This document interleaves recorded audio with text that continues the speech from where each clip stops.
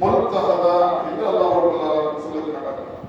நபியே, உமது இறைவனுடைய வேதத்திலிருந்து உமக்கு அறிவிக்கப்படுவதை கூறுகிறார். நபிகள் நாயகம் ஸல்லல்லாஹு அலைஹி வஸல்லம் அவர்களுக்கு அல்லாஹ் கட்டளையிடுகிறார், முஹம்மதே, உங்களுக்கு எது வழியாக அறிவிக்கப்படுகிறதோ அதை மட்டும்தான் என்ன செய்யணும், மக்களுக்கு எடுத்து சொல்லணும். தங்களுடைய சொந்த கருத்தையும் அதை என்ன செய்யக்கூடாது, திணிக்க கூடாது. ஒரு இறை தூதருடைய வேலை என்று சொன்னா, அல்லாஹ்வுடைய புறத்திலிருந்து எது வழியாக வருகிறதோ அதை மட்டும் என்ன செய்யணும், அறிவிக்க வேண்டும். அவருடைய வார்த்தைகளை மாற்றக்கூடியவன் அல்ல, யாரும் இல்லை.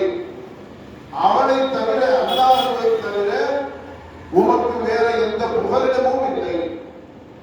அப்ப இந்த வசனத்தில் அல்லாஹ் சொல்லக்கூடியது என்னன்னு சொன்னா, இறை தூதராக இருந்தாலும் நபிகள் நாயகம் ஸல்லல்லாஹு அலைஹி வஸல்லம் அவர்களாக இருந்தாலும் எது வழியாக மார்க்கமாக அறிவிக்கப்படுதோ அதை மட்டும் சொல்லணும்.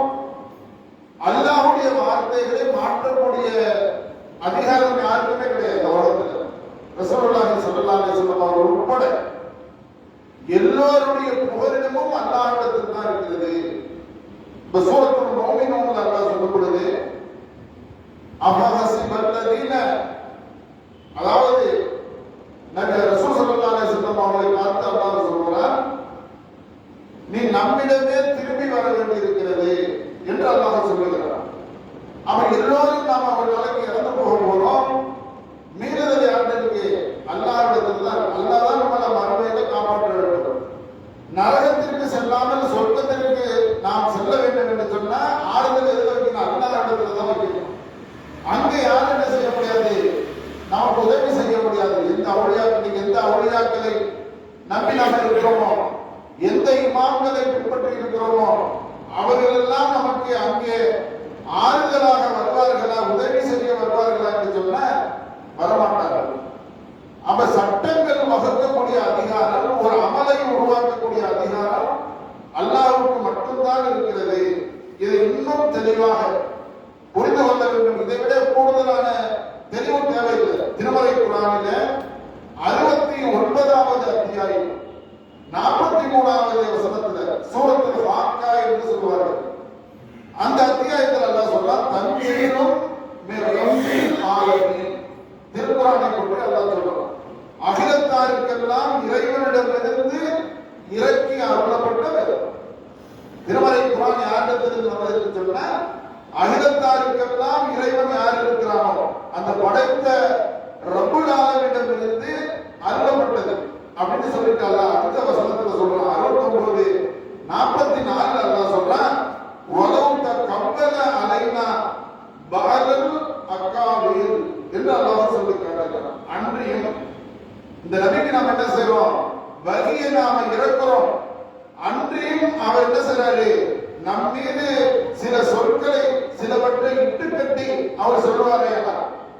முதல் வசனத்தில் அல்லாஹ் சொன்ன, எது வகையாக அருளப்பட்டதோ அதை மட்டும்தான் நம்ம மக்களிடத்துல சொல்லணும். அது இல்லாம இந்த அத்தியாயத்தில் இந்த வசனத்தில் அல்லாஹ் சொல்ற, நாம சொன்னது போக கூடுதலாக சிலவற்றை இட்டு கட்டி கூடுவாரேயானால், கூறியிருப்பாரேயானால் லா அஹதுனா மின்ஹு பில் யமீன், அவருடைய வலது கையை நாம் பிடித்து போவோம். சும்மா விட மாட்டோம். நபிகள் நாயகம் ஸல்லல்லாஹு அலைஹி வஸல்லம் அவர்களுக்குனால இஷ்டத்துக்கு ஒரு அமலை உண்டாக்க முடியுமா, ஒரு சட்டத்தை உருவாக்க முடியுமா அப்படின்னு சொன்ன உருவாக்கவே முடியாது. அப்படி உருவாக்கி இருந்தா நம்ம என்ன செஞ்சிருப்போம், அவருடைய வலது கையை என்ன செஞ்சிருப்போம், பற்றி பிடித்திருப்போம். ரொம்ப கத்தானா மின்ஹுர் பக்தியின் பின்னர் அவர் என்ன செஞ்ச வலது கரத்தை பிடிக்கிறது மட்டும் இல்ல, அவருடைய நாடி நிலவை நாம் தண்டித்திருப்போம், தடுத்துட்டு போகிறோம். நாடி நிலவை இழுத்துட்டு போகிறாங்க. அப்ப இந்த வசனத்தை நல்லா கவனித்து பாருங்க. ஒண்ணு வகையை மட்டும் சொல்லணும், இட்டு கட்டி அவரா சொந்த விஷயங்களை வகையோட கலந்தார் அப்படின்னு சொன்ன வலது கையால் பிடித்து என்ன செய்வோம், அவருடைய நாடி நிலவை நாம் என்ன செஞ்சிருப்போம், துண்டித்திருப்போம் அப்படின்னு என்ன செய்யலாம் அல்லாஹ் ரப்பல் ஆலமீன் சொல்லி காட்டுவதை நம்ம பார்க்கிறோம். அப்ப இந்த ரெண்டு வசனத்திலிருந்து நமக்கு விளங்குவது என்ன, மார்க்க சட்டம் என்று சொன்னால், இஸ்லாம் என்று சொன்னால் முழு அதிகாரம் 100%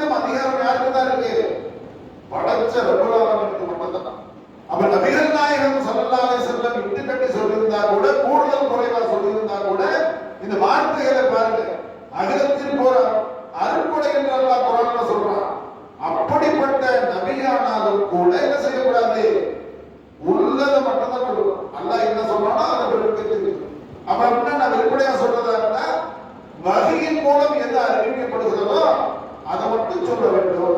அதில் மீறி கூடுதல் குறைவான வார்த்தைகள் சொல்லியிருந்தார்.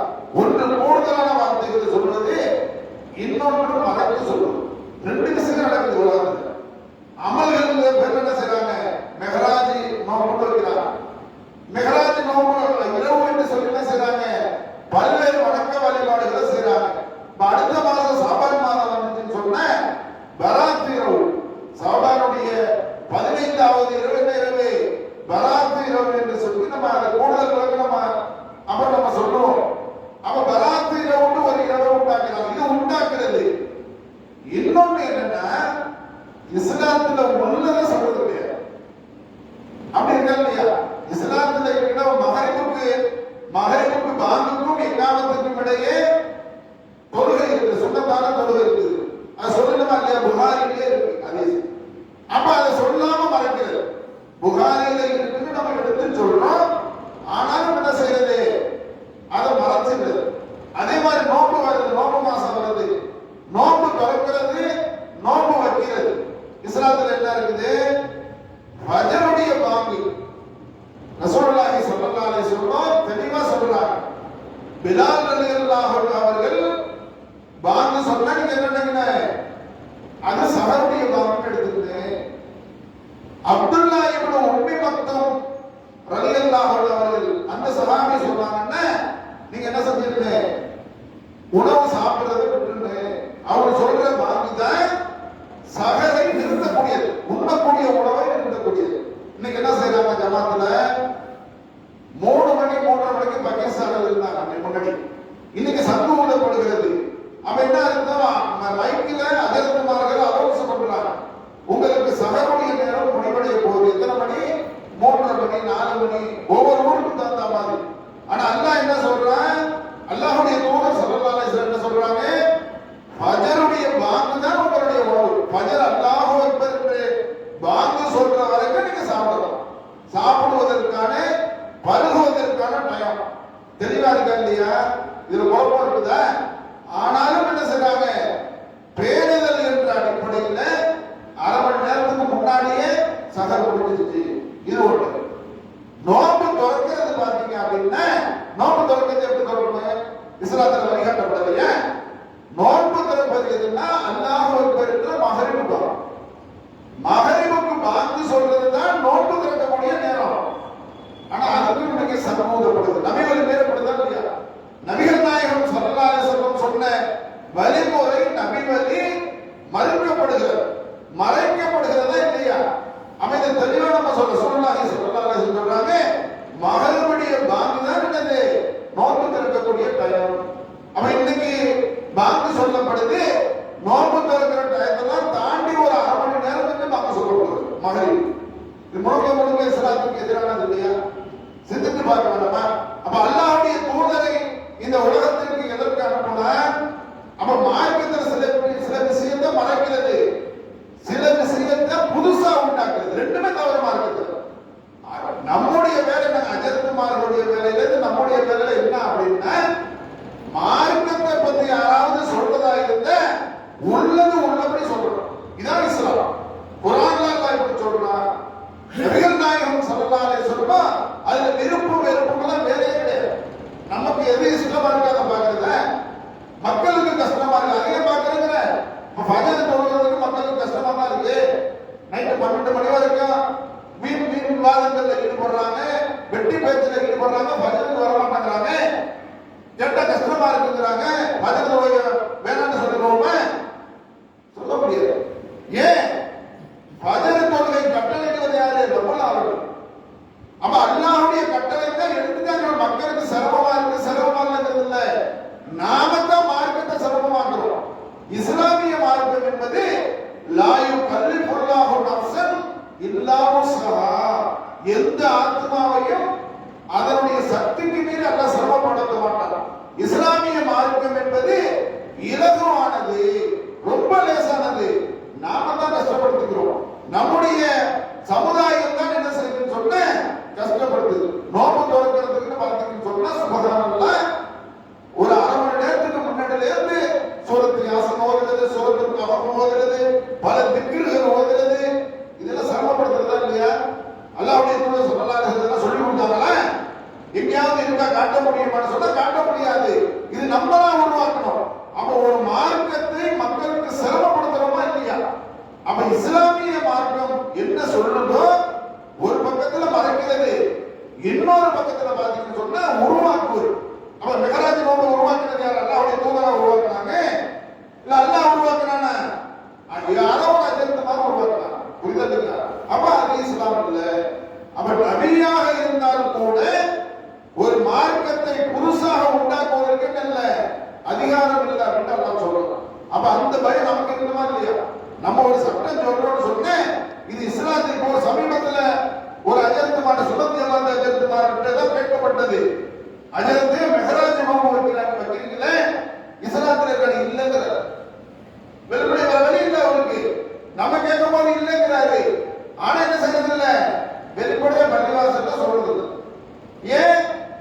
ஊர்ல இருந்து பழக்கம் ஆயிடுச்சு, அது ஊர் ஜமாத்துல நம்மளை எதிர்க்கும் அப்படின்னு சொல்லாம மறைக்கிறாங்களா இல்லையா?